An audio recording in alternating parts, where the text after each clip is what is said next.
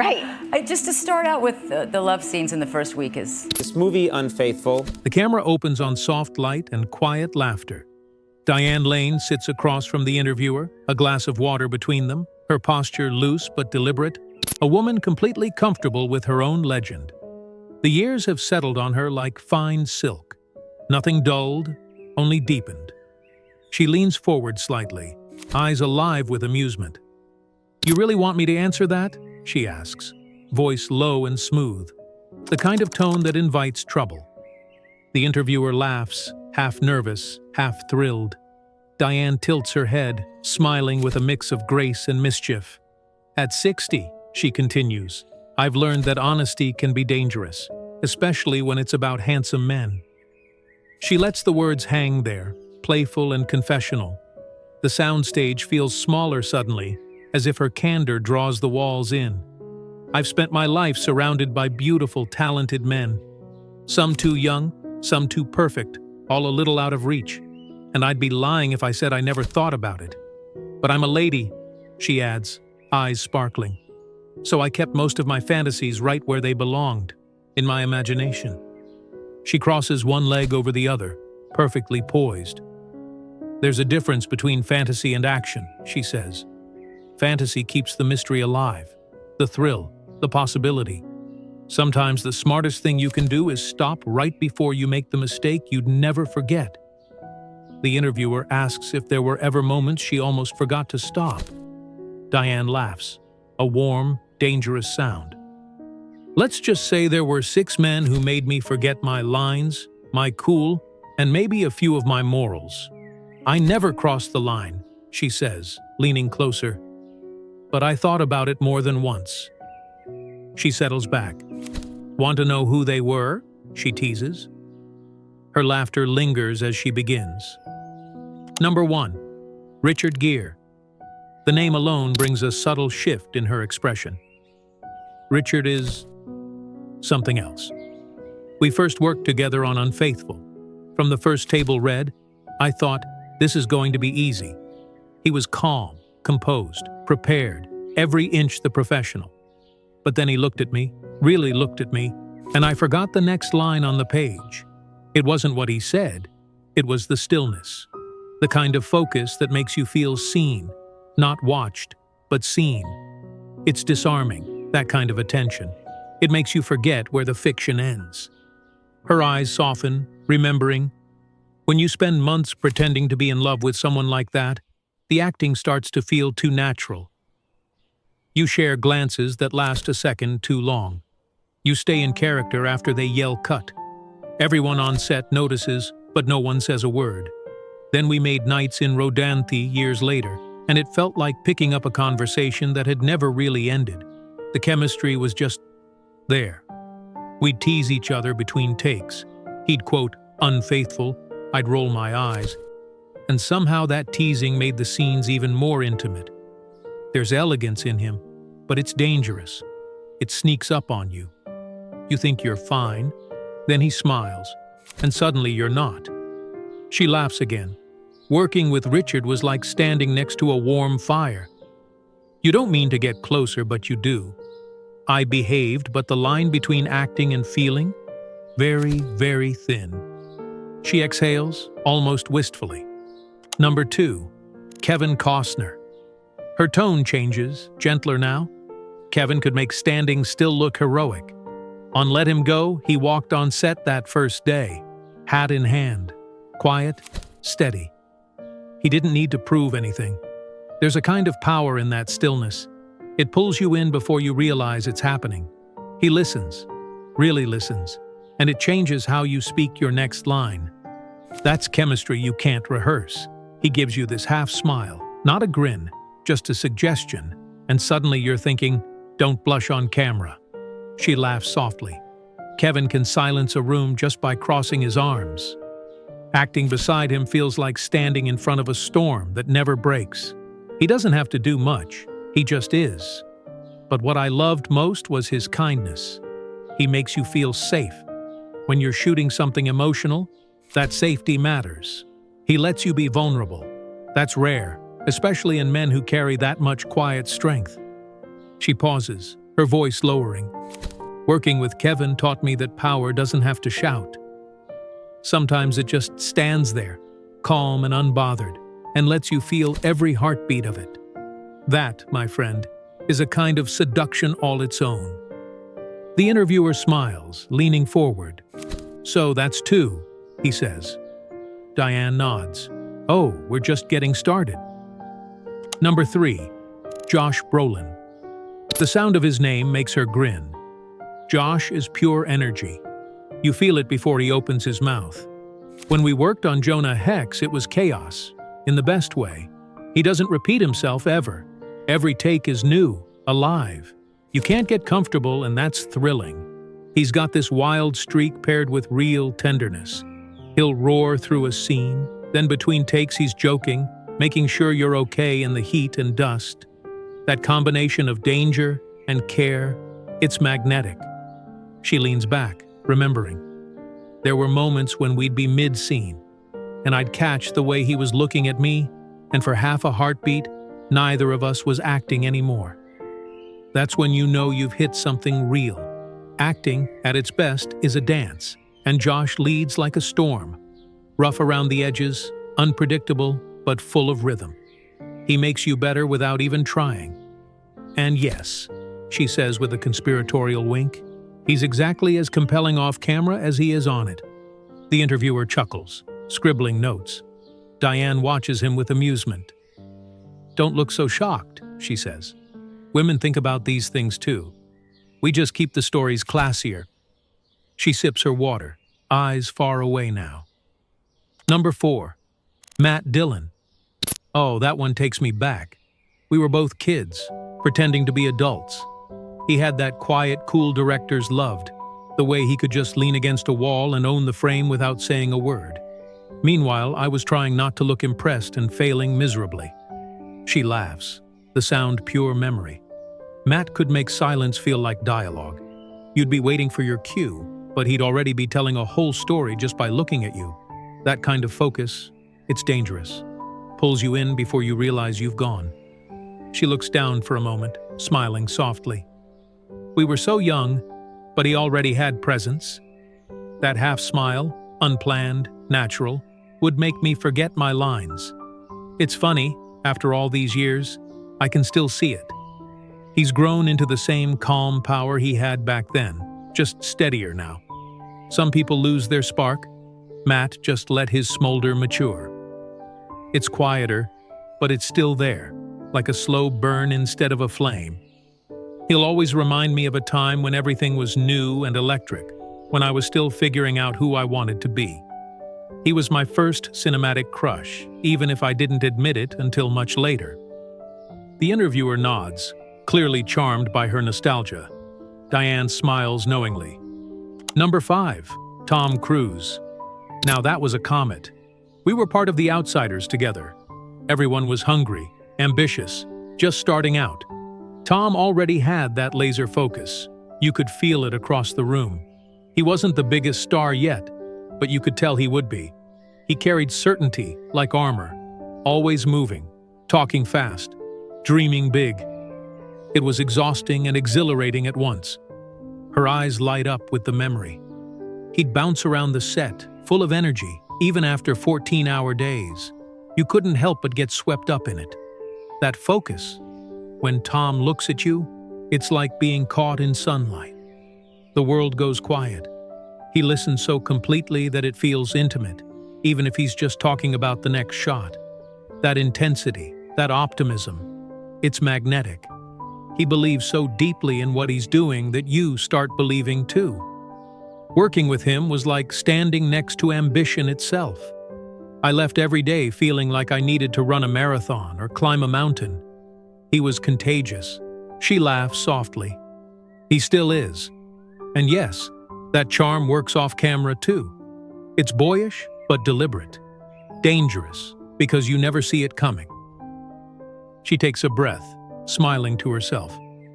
And finally, number 6, Christopher Lambert. Her tone turns almost reverent. He had that European mystery about him. Calm on the surface, but underneath, electricity. On night moves, we spent long nights shooting, just the two of us, circling each other through these complicated emotional scenes. He was focused, almost surgical about the work, but between takes, there was this quiet connection. When he listened, it felt like he heard everything you didn't say. Even the silence felt full, her eyes gleam with memory. That accent did half the work for him. He'd ask a question, make a joke, and suddenly I'd forget my next line. But what I remember most was his precision. Every glance had purpose. Acting with him was like chess. Every move deliberate, every reaction earned. He wanted the scene to breathe, to feel honest. There's a quiet confidence in that. He didn't need to dominate a moment to make it unforgettable. That's real power. We came from different worlds, Hollywood and Paris. But on that set, it felt like we spoke the same language. It was mysterious, elegant, a little dangerous, the kind of connection that lingers long after the cameras stop. The interviewer sits back, clearly enchanted by her candor. "So, 6 men," he says. "6 moments?" Diane smiles. "6 lessons," she corrects. "Each one taught me something about desire, chemistry, and control. Richard taught me that elegance can be dangerous. Kevin, that strength doesn't have to shout. Josh, that passion and chaos can coexist. Matt reminded me of youth, of discovery. Tom showed me that drive can be seductive. And Christopher proved that mystery is its own form of intimacy." She folds her hands, reflecting quietly. When you're young, you think attraction is about action, about what happens. But as you get older, you realize it's about what doesn't happen. The pause before a kiss that never comes. The hand that almost touches yours. The line you never cross but keep thinking about. That's where the electricity lives. The space between wanting and restraint. The room grows still. Even the interviewer senses the gravity of her reflection. Diane's voice lowers to a near whisper. We spend so much of our lives pretending on screen, pretending to love, to fight, to grieve. But the feelings that sneak through, those are real. They remind you that you're human. Acting gave me permission to explore those emotions safely. I could fall in love 1,000 times and still go home untouched. But somewhere in the memory of it, a part of you stays attached. That's the danger of doing this job well. You start carrying pieces of people with you. She smiles faintly, eyes glimmering. Sometimes I wonder if they remember too. The interviewer hesitates, almost afraid to break the spell. "So, if you had the chance, would you change anything? Cross a line you didn't back then?" Diane tilts her head, considering. "No," she says softly, "because the fantasy was perfect. Real life never lives up to it. The beauty of Almost is that it never gets messy. It stays golden, untouched. I got to keep the mystery, the thrill. That's better than any reality could have been." Her laugh returns, easy again. "Besides, the moment you get what you want, the story ends. I like stories that linger." The interviewer nods, still scribbling, but the air between them feels charged now. "You know," Diane says, leaning back, "Hollywood's full of these invisible threads. People who've never said what they wanted to say. That's why we make movies, to say it in another way. Every love scene, every glance across a frame, it's a confession wrapped in fiction." She glances at the camera, breaking the fourth wall for just a breath. "The truth is, I've loved more people on screen than most people do in real life. And that's a privilege. But it also means I've spent a lifetime chasing the perfect illusion, the one that feels real enough to touch but never does. Maybe that's why we keep doing it. Because the chase itself is intoxicating." The lights shift slightly, warmer now. Diane's expression softens into something sincere, almost tender. People think the glamour is in the fame or the red carpets. It's not. The real glamour is in the connection. The quiet moment when the scene stops feeling like acting and starts feeling like life. That's the high. And it's why those 6 names will always mean something to me. They were reminders of that spark, the one you can't fake. The interviewer smiles, sensing the story's end. "So, do you ever tell them?" he asks. Diane raises an eyebrow. "What? That they almost ruined my professionalism?" she teases. "No, I let them wonder. Mystery suits us better at this age." She glances toward the dimming lights, voice dropping to a near whisper. "At 60, you learn that some secrets are more beautiful when they stay secrets. You don't need to prove anything anymore. You just sit back, smile, and remember." She gives a quiet laugh, the kind that feels like an encore. And maybe, just maybe, they're somewhere remembering too. The interviewer leans in one last time. "So, if you could relive one of those moments, just one, which would it be?" Diane's eyes drift upward, lost in memory. "The first time Richard looked at me across that script. Before I knew the lines. Before I knew how dangerous it would feel. That moment when the story hadn't started yet, but you could feel it coming. That's the one I'd relive, because it was pure possibility. And nothing beats that." She stands, signaling the end of the interview. Crew members move quietly, the cameras dim. Diane slips on her jacket, still glowing with that movie star ease. Before she leaves, she turns to the interviewer with a grin. "You know what's funny?" she says. "Everyone always asks about who you've kissed. But the real stories are about who you didn't. That's where the truth hides." As she walks away, her voice trails off lightly. "The fantasy is the better part, always was." The lights fade. The empty chair stays framed for a moment longer, the echo of her laughter lingering like perfume. A career of desire, restraint, and grace distilled into one quiet exit. The interviewer exhales, realizing he's just witnessed not a confession, but a performance. One final act from a woman who's made an art of keeping her secrets exactly where they belong. Just out of reach, shimmering in the half-light between memory and myth, hours later the set is empty. Only the echo of her laughter remains in the rafters, like a melody that refuses to end. Outside, the Los Angeles night hums with quiet electricity, palm trees shifting in the breeze, neon lights winking off the polished glass of the studio doors.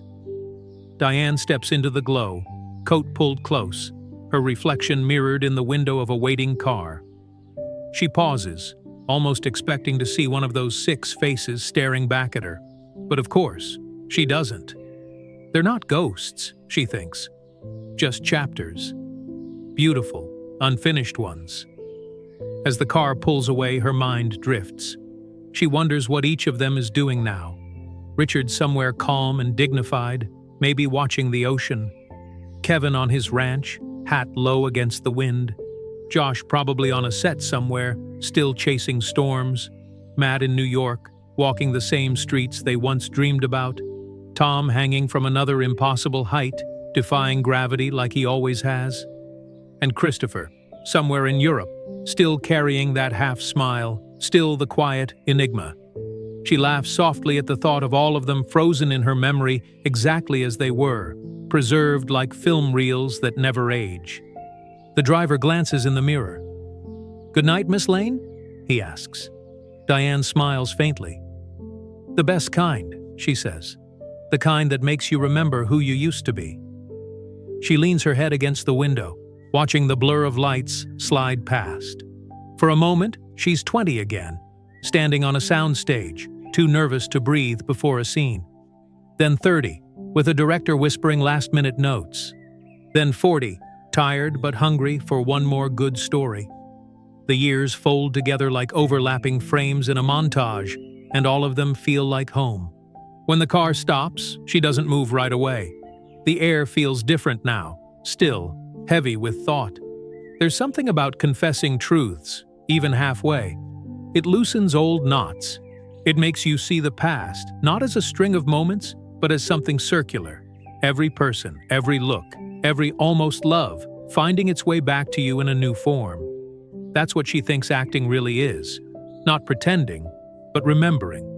Remembering the feeling of something true, and daring to show it to the world without flinching. She steps out, heels clicking on the pavement, the faint scent of rain in the air. Somewhere a siren hums in the distance, but it feels like music. Before she goes inside, she glances up at the night sky, faintly smiling. "Good night, boys," she murmurs, half joking, half sincere. "Thanks for the inspiration." It's not longing she feels, not anymore. It's gratitude. For the sparks, for the restraint, for the mystery that never quite faded. The camera lingers on her one last time, her face calm, luminous, and knowing. Then the frame slowly fades to black. A final voiceover echoes softly, her voice steady and unhurried. "The thing about temptation," she says, "is that it never really leaves you. It just grows wiser. And if you're lucky, it turns into a story worth telling."